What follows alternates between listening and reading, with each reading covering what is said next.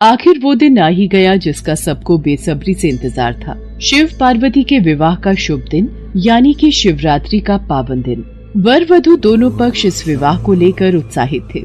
देवी पार्वती की हल्दी लगने की रस्म आरंभ हो गई थी। स्वर्ग लोक की सभी देवियां, अप्सराएं, सखियां पार्वती को हल्दी का लेप लगाकर अपना आशीर्वाद प्रदान कर रही थी।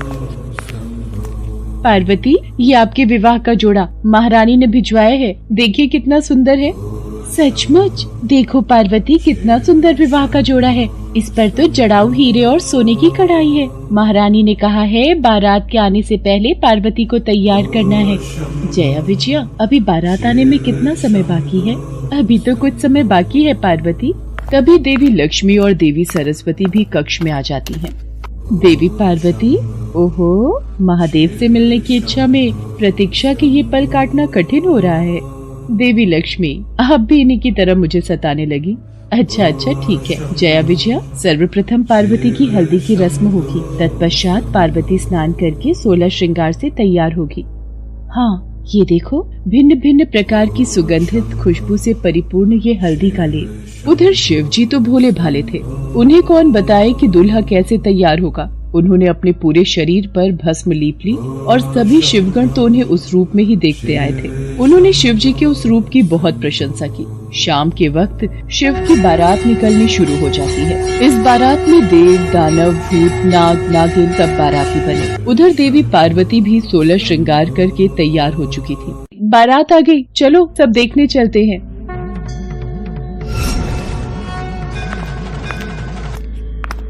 पार्वती, महादेव ये कैसा हुलिया बनाकर आ गए हैं। भूत प्रेत पिशाच संग लिए मानो ऐसे ही चले आए हैं। मैं तो उनके सामने नहीं जाऊंगी। डर के मारे तो मेरे हाथ पांव कांप रहे हैं।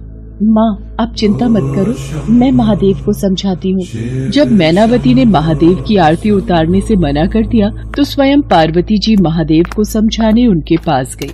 प्रभु, आपका यह रूप देखकर सभी बाराती और माँ भी डर गई हैं। वो तब तक आपकी आरती नहीं उतारेंगी जब तक आप दूल्हे की वेशभूषा में नहीं आएंगे। कृपया करके आप स्नान आदि से निवृत्त होकर इस भस्म को शरीर से उतारकर सुंदर वस्त्र पहनकर सबके समक्ष आइए, अन्यथा कहीं ऐसा न हो हमारे विवाह में कोई बाधा आ जाए। ठीक है पार्वती, यदि आपकी यही इच्छा है तो हम ऐसा ही करेंगे। पार्वती की बात को मानते हुए महादेव तैयार होकर बहुत ही सुंदर दूल्हे के रूप में सबके समक्ष आते हैं। रानी मैनावती महादेव के उस रूप को देखकर बहुत खुश होती है। इसके पश्चात वर वधू दोनों की वंशावली घोषित की जानी थी। एक राजा के लिए उसकी वंशावली सबसे अहम चीज होती है, जो उसके जीवन का गौरव होता है। तो पार्वती की वंशावली का बखान खूब धूमधाम से किया गया। फिर पार्वती के पिता हिमवान ने शिव से अनुरोध किया, महादेव, कृपया अपने वंश के बारे में कुछ बताइए। आप शून्य क्यों हो गए? कुछ तो बोलिए।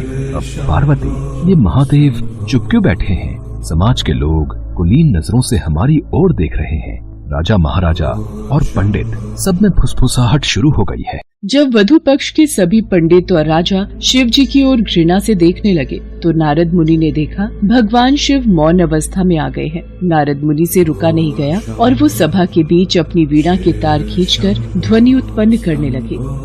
नारायण नारायण, नहीं, इनके माता पिता ही नहीं है, इनकी कोई विरासत नहीं है, इनका कोई गोत्र नहीं है, इनके पास कुछ नहीं है, इनके पास अपने खुद के अलावा कुछ नहीं है। हम ऐसे लोगों को जानते हैं जो अपने पिता या माता के बारे में नहीं जानते। ऐसी दुर्भाग्यपूर्ण स्थिति हो सकती है, मगर हर कोई किसी न किसी से जन्मा है। ऐसा कैसे हो सकता है कि किसी का कोई पिता या माँ ही न हो?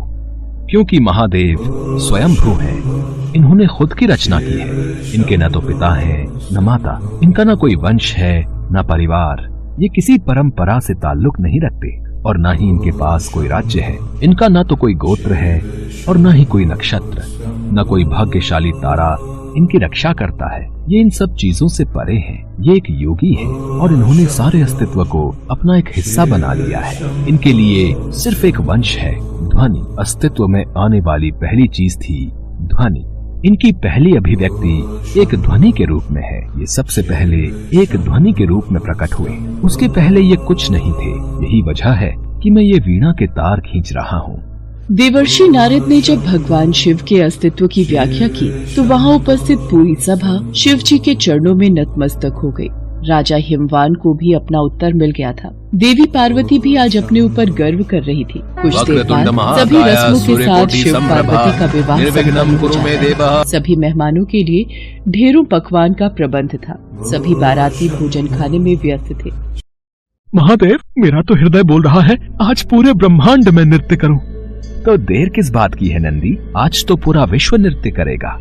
देवी पार्वती, आप देख रही हैं ना, ये सब आज कितनी प्रसन्न है। हाँ प्रभु, आपके ये भक्तगण मनमौजी होकर अपनी प्रसन्नता बिखेर रहे हैं। सब लोग मिलकर भोजन का आनंद उठाते हैं। उसके पश्चात माँ पार्वती की विदाई का समय आ जाता है और वो अपने माता पिता से गले लगकर रोने लगती हैं।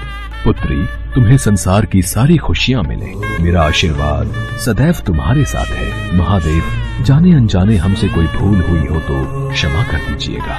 पार्वती, अब तुम महादेव की अर्धांगिनी हो। अपने पति के हर सुख दुख में तुम इनका सदैव साथ देना। माँ पिताजी, आप भी अपना ख्याल रखना।